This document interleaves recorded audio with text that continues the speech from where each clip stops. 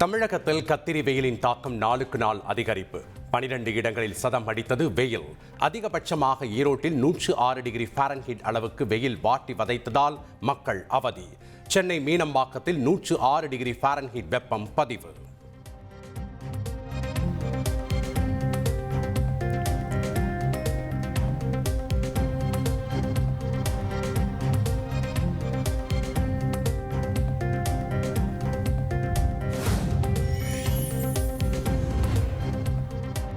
தமிழகத்தின் பல்வேறு பகுதிகளில் திடீரென பெய்த மழை, குளிர்ச்சியான சூழல் நிலவியதால் பொதுமக்கள் மகிழ்ச்சி.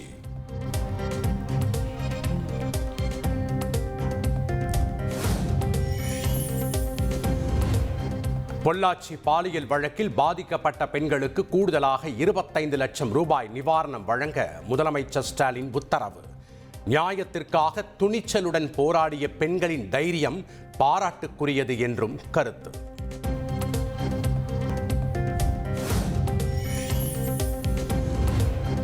பொள்ளாச்சி வழக்கில் தீர்ப்பு வந்தது போல் கொடநாடு வழக்கிலும் தீர்ப்பு வரும். உதகையில் முதலமைச்சர் ஸ்டாலின் பரபரப்பு பேட்டி. கொடநாடு கொலை கொள்ளை வழக்கும் அதே மாதிரி இருக்குமா சார்? அதுவும் போயிட்டு இருக்கு. அதுவும் இந்த புதிய தண்டனை.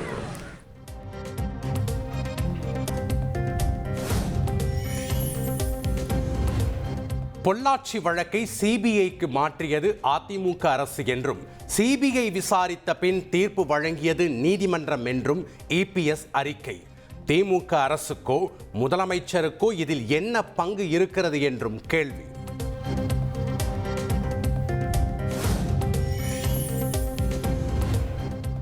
பொள்ளாச்சி பாலியல் வழக்கில் தொடர்புடைய அதிமுகவினரை காப்பாற்ற முயன்றவர்தான் எடப்பாடி பழனிசாமி. அமைச்சர் ரகுபதி பரபரப்பு குற்றச்சாட்டு.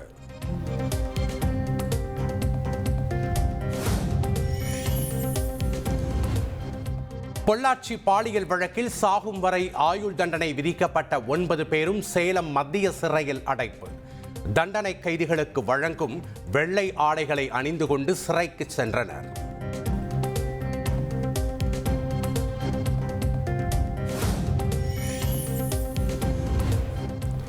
சென்னை சென்ட்ரல் கும்மிடிப்பூண்டி இடையே இன்றும் 17ஆம் தேதியும் 19 புறநகர் மின்சார ரயில்கள் ரத்து. கவரப்பேட்டை யார்டு பகுதியில் நடைபெறும் பராமரிப்பு பணி காரணமாக ரயில்வே அறிவிப்பு.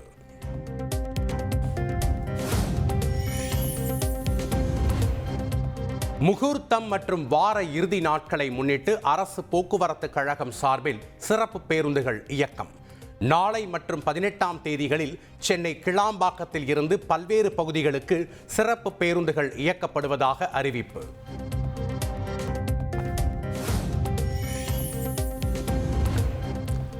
மதுரை அபுதாபி இடையே நேரடி விமான சேவையை தொடங்குகிறது இண்டிகோ நிறுவனம்.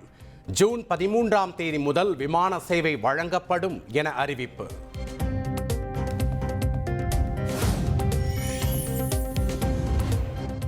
பத்து மற்றும் 11ஆம் வகுப்பு பொதுத் தேர்வு முடிவுகள் நாளை வெளியாகின்றன. காலை 9 மணிக்கு 10ஆம் வகுப்பு ரிசல்ட், பிற்பகல் 2 மணிக்கு 11ஆம் வகுப்பு ரிசல்ட் வெளியாகும் என அறிவிப்பு.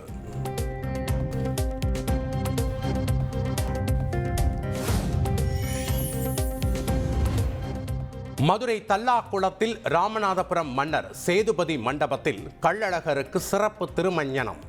திரளான பக்தர்கள் சாமி தரிசனம் செய்து வழிபாடு.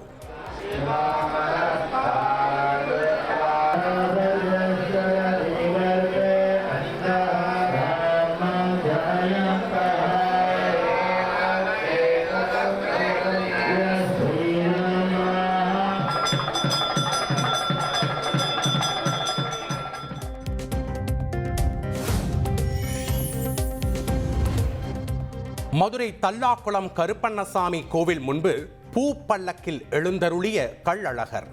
கோவிந்தா கோவிந்தா முழக்கத்துடன் அழகர் மலைக்கு உற்சாகமாக வழி அனுப்பி வைத்த மக்கள்.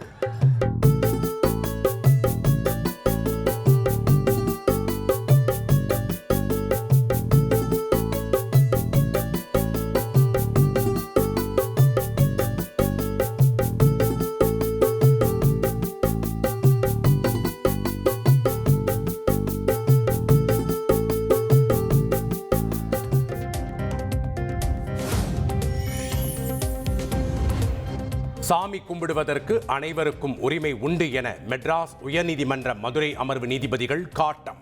கரூர் ஸ்ரீ ஆரவாயி அம்மன் கோவில் திருவிழாவில் பட்டியல் சமூக மக்கள் வசிக்கும் பகுதியை புறக்கணிப்பதாக தொடரப்பட்ட வழக்கில் சரமாரி கேள்வி.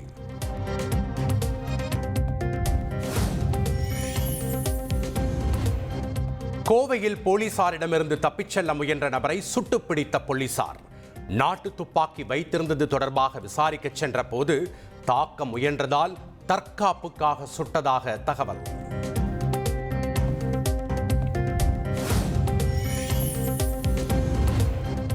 டிடி நெக்ஸ்ட் லெவல் படத்தில் இடம்பெற்றுள்ள பாடலுக்கு வலுக்கும் எதிர்ப்பு. 100 கோடி ரூபாய் இழப்பீடு கேட்டு திருப்பதி தேவஸ்தான அறங்காவலர் குழு உறுப்பினர் சந்தானத்திற்கு நோட்டீஸ்.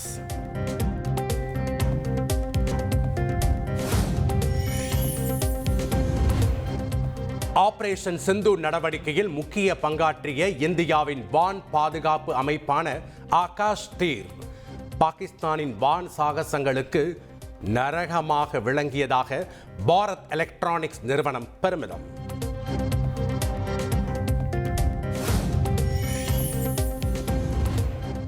சர்வதேச பயங்கரவாதியாக அறியப்படும் மசூத் அசாருக்கு 14 கோடி ரூபாயை நிவாரணமாக வழங்கும் பாகிஸ்தான் அரசு. ஆபரேஷன் சிந்தூர் தாக்குதலில் மசாத் அசூரின் குடும்பத்தினர் 14 பேர் உயிரிழந்த நிலையில் தலா 1 கோடி ரூபாய் வீதம் நிவாரணம்.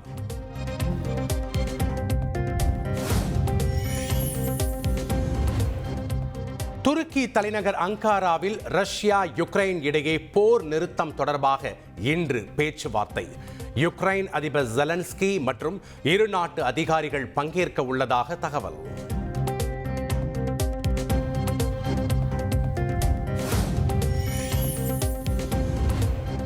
ஹைதராபாத்தில் கோலாகலமாக தொடங்கிய மிஸ் வேர்ல்ட் 2025 பார்வையாளர்களை வியக்க வைத்த கலை நிகழ்ச்சிகள்.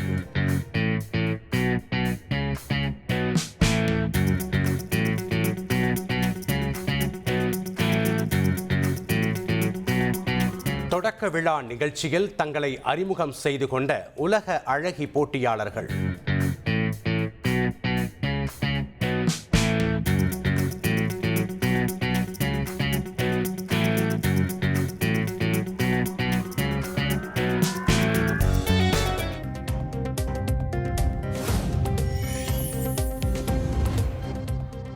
தெலங்கானா மாநிலம் வாரங்கல் மற்றும் முலுகு பகுதிகளில் உள்ள பாரம்பரிய பகுதிகளுக்கு சென்ற மிஸ் வேர்ல்ட் போட்டியாளர்கள் இந்திய கலாச்சார உடையான புடவை அணிந்து பங்கேற்பு.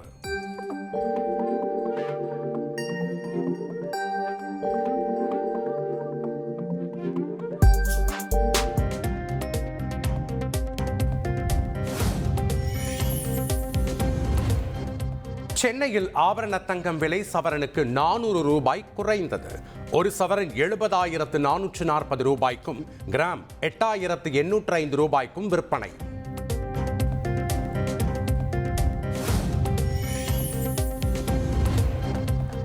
துணைவேந்தர்களை தேர்வு செய்யும் நடவடிக்கைகளை தமிழக அரசே மேற்கொள்வது தொடர்பான சட்டம் அரசிதழில் வெளியீடு. சென்னை அண்ணா பல்கலைக்கழகத்தின் கவர்னர் வேந்தர் என்ற வார்த்தைக்கு பதிலாக அரசு என்ற வார்த்தை சேர்ப்பு.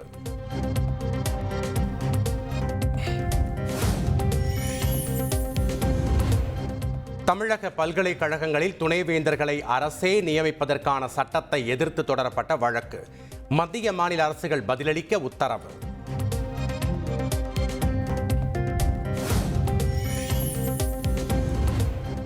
உதகையில் தொட்டபெட்டா மலை சிகர காட்சி முனைக்கு சென்ற முதலமைச்சர் மு.க. ஸ்டாலின் டெலஸ்கோப் மூலமாக உதகை நகரம், அவலாஞ்சி உள்ளிட்ட பகுதிகளை கண்டு ரசித்தார்.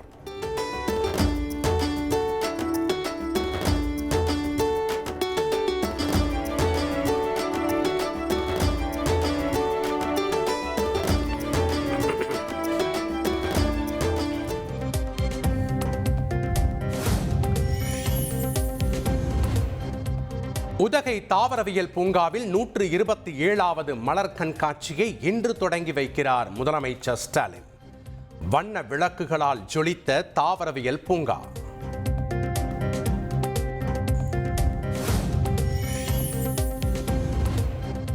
ஏற்காட்டில் 23ஆம் தேதி தொடங்கி 7 நாட்கள் நடைபெறவுள்ள மலர் கண்காட்சி.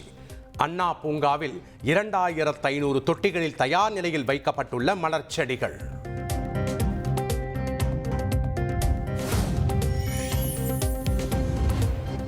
சென்னை எழும்பூரில் தமிழக பாஜக தலைவர் நைனா நாகேந்திரன் தலைமையில் தேசிய கொடி ஏந்தி பேரணி. ஆபரேஷன் சிந்தூர் வெற்றிக்காக பிரதமர் மோடிக்கு நன்றி தெரிவித்து முழக்கம்.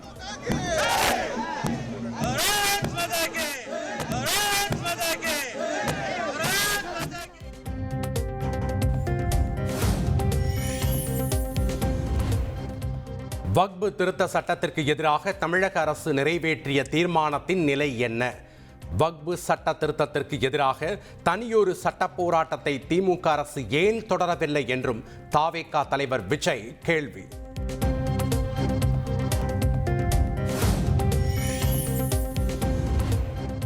பாஜகவை வீழ்த்தவே திமுக காங்கிரசுடன் கூட்டணியில் இருக்கிறது விடுதலை சிறுத்தைகள் கட்சி.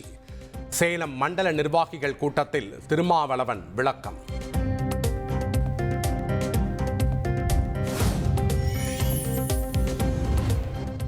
சென்னை ராயப்பேட்டையில் அதிமுக தொண்டர்கள் உரிமை மீட்பு குழுவினருடன் முன்னாள் முதலமைச்சர் OPS ஆலோசனை. வளர்ச்சி மற்றும் தேர்தல் பணிகள் தொடர்பாக மாவட்ட வாரியாக எழுத்துப்பூர்வமாக கருத்து கேட்பு.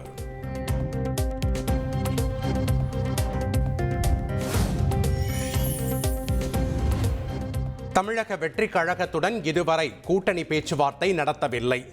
தேமுதிக இளைஞரணி செயலாளர் விஜயபிரபாகரன் விளக்கம்.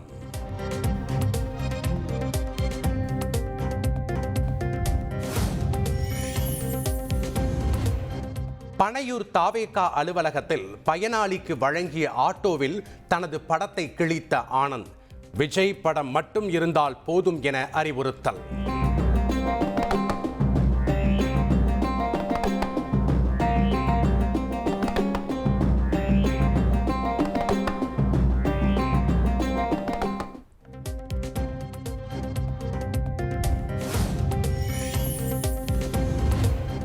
சென்னை சேப்பாக்கம் கிரிக்கெட் மைதானத்திற்கு 2வது முறையாக வெடிகுண்டு மிரட்டல். மின்னஞ்சல் மூலம் வெடிகுண்டு மிரட்டல் விடுக்கப்பட்ட நிலையில் மோப்பநாய் உதவியுடன் வெடிகுண்டு நிபுணர்கள் சோதனை.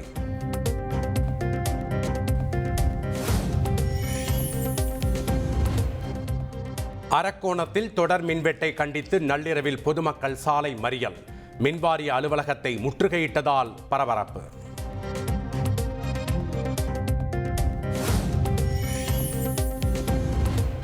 வடகாடு மோதல் தொடர்பாக நீதிமன்ற தீர்ப்பு வரும் வரை எவ்வித அசம்பாவிதங்களிலும் ஈடுபட மாட்டோம் என இரு தரப்பினரும் ஒப்புதல். புதுக்கோட்டை வருவாய் கோட்டாட்சியர் அலுவலகத்தில் நடைபெற்ற சமாதான கூட்டத்தில் முடிவு.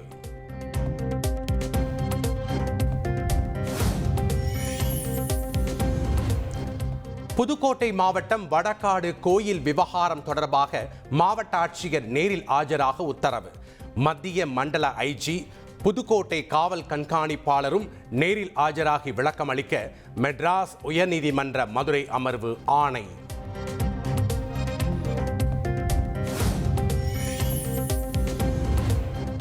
குடியாத்தம் அருகே கெங்கையம்மன் கோயில் திருவிழாவில் தேர் வாய்க்காலில் சிக்கியதால் பரபரப்பு.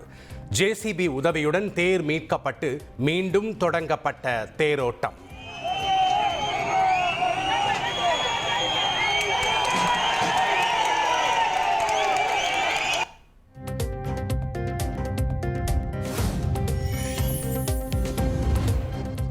திருவள்ளூர் மாவட்டம் பொன்னேரியில் தனியார் பள்ளி வாகனங்களில் சிறப்பு குழுவினர் ஆய்வு.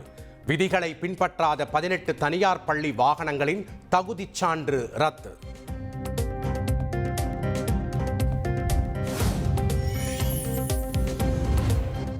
ராமநாதபுரத்தில் கஞ்சா வைத்திருந்ததாக மூலவயல் கிராம இளைஞரை கைது செய்த காவல்துறை. இளைஞர் மீது பொய் வழக்கு போட்டுள்ளதாக கூறி மாவட்ட SP அலுவலகத்தை கிராம மக்கள் முற்றுகை.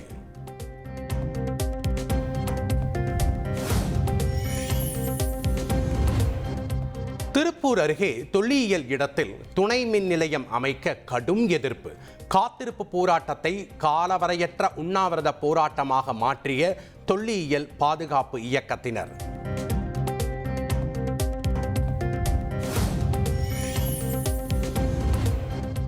பாலியல் வழக்கில் மத போதகர் ஜான் ஜெபராஜுக்கு ஜாமீன் வழங்கி சென்னை உயர்நீதிமன்றம் உத்தரவு. புலன் விசாரணை அதிகாரி முன் தினமும் ஆஜராக நிபந்தனை விதிப்பு.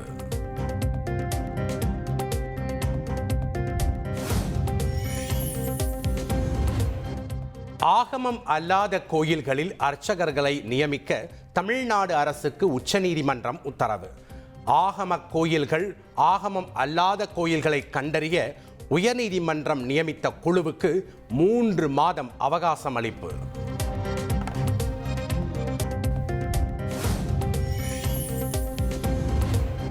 சேலத்தில் நடந்த விசிக மாவட்ட நிர்வாகிகள் கலந்தாய்வு கூட்டத்தில் தள்ளுமுள்ளு. திருமாவளவனுடன் போட்டோ எடுக்க தடுப்புகளை தாண்டி மேடை ஏறிய தொண்டர்களால் பரபரப்பு. கோபமடைந்த திருமாவளவன் மேடையை விட்டு இறங்கி விடட்டுமா என்று ஆவேசம். நிகழ்ச்சி இருக்குது.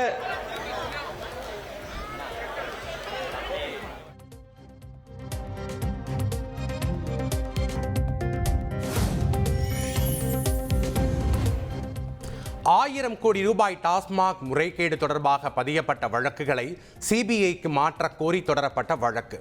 மத்திய மாநில அரசுகள், சிபிஐ, அமலாக்கத்துறை, லஞ்ச ஒழிப்புத்துறை பதிலளிக்க சென்னை உயர்நீதிமன்றம் உத்தரவு.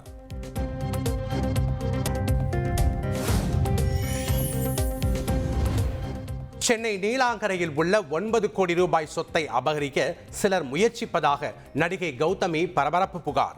வழக்கறிஞர்கள் என்ற போர்வையில் சிலர் மிரட்டுவதாக சென்னை காவல் ஆணையர் அலுவலகத்தில் மனு.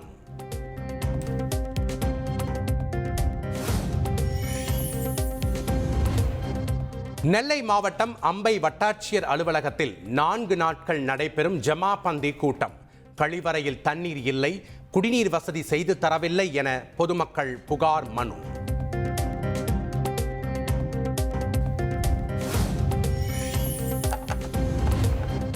காஞ்சிபுரம் காமாட்சி அம்மன் கோவிலில் செல்போன்கள் மற்றும் உடைமைகள் வைக்க நவீன தானியங்கி லாக்கர் திறப்பு.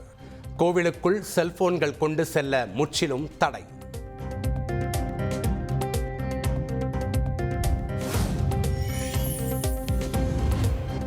பொள்ளாச்சியில் தலைக்கேறிய போதையில் அரசு பேருந்தை தாறுமாறாக இயக்கிய ஓட்டுநர். பேருந்தை நிறுத்தி பயணிகள் வாக்குவாதம் செய்த நிலையில் சஸ்பெண்ட் செய்து நிர்வாகம் உத்தரவு.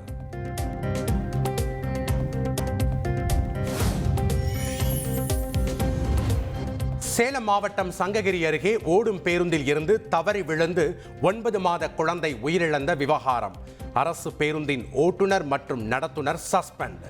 குழந்தையை கையில் வைத்துக் கொண்டு உறங்கியதும் பேருந்து கதவு திறந்து இருந்ததுமே காரணம் என போக்குவரத்து கழகம் விளக்கம்.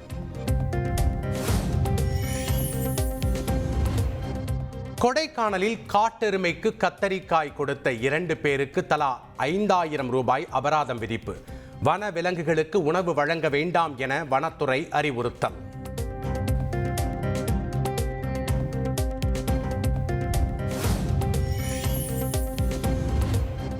கோவை சின்ன தடாகம் பகுதியில் சாலையை கடந்து சென்ற காட்டு யானைகள். பொதுமக்கள் பாதுகாப்பாக இருக்குமாறு வனத்துறை எச்சரிக்கை.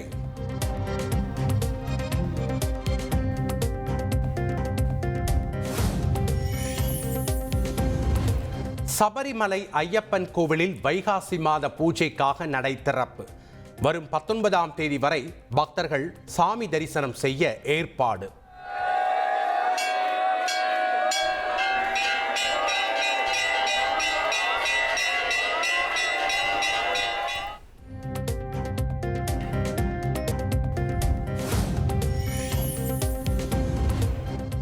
உச்சநீதிமன்றத்தின் 52வது தலைமை நீதிபதியாக பி.ஆர். கவாய் பதவியேற்பு.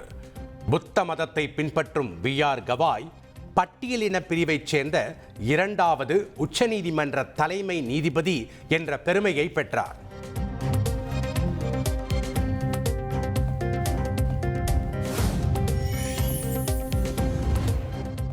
கேரள மாநிலம் கரிப்பூர் விமான நிலையத்தில் 40 கோடி ரூபாய் மதிப்பிலான உயர் ரக கஞ்சா, மெத்தபெட்டமைன் பறிமுதல்.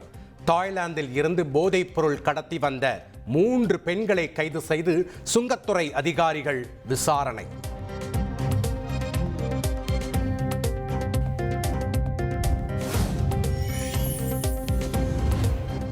ஆபரேஷன் சிந்தூர் வெற்றி குறித்து டெல்லியில் பிரதமர் மோடி தலைமையில் மத்திய அமைச்சரவை கூட்டம். இந்தியா பாகிஸ்தான் சண்டை நிறுத்த உடன்பாடு, எல்லை பாதுகாப்பு உள்ளிட்டவை குறித்து ஆலோசனை.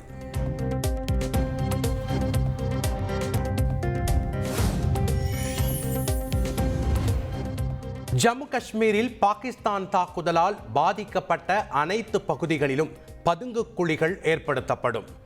ஜம்மு காஷ்மீர் முதல்வர் ஒமர் அப்துல்லா அறிவிப்பு.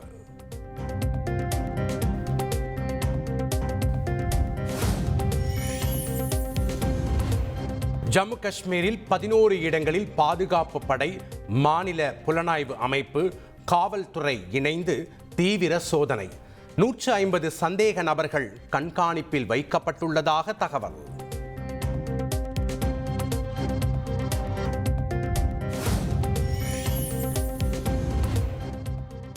ட்ரோன்களை தாக்கி அழிக்கும் பார்கவஸ்திரா என்ற எதிர் ட்ரோன் அமைப்பை வெற்றிகரமாக பரிசோதனை செய்தது இந்தியா. பெரிய அளவிலான ட்ரோன் தாக்குதல்களை தடுப்பதில் இந்த அமைப்பு முக்கிய பங்கு வகிக்கும்.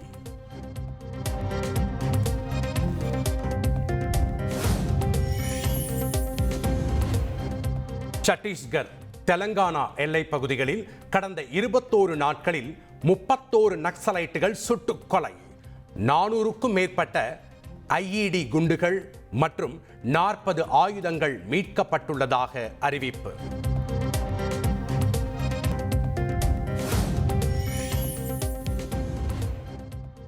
சீனா, துருக்கி நாடுகளின் ஊடக சமூக வலைதள கணக்குகளை முடக்கியது இந்தியா. இந்தியாவுக்கு எதிரான தொடர் அவதூறு பிரச்சாரத்தை மேற்கொண்டதாக மத்திய அரசு நடவடிக்கை.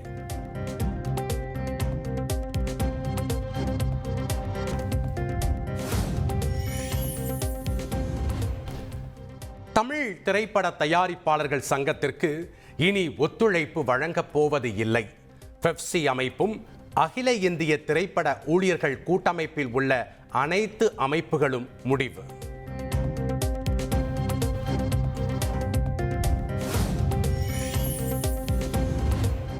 பிரான்ஸ் நாட்டில் கோலாகலமாக தொடங்கிய 78வது கேன்ஸ் திரைப்பட விழா. சிவப்பு கம்பள வரவேற்பில் மிடுக்கு உடையணிந்து ஒய்யார நடை போட்ட திரை பிரபலங்கள்.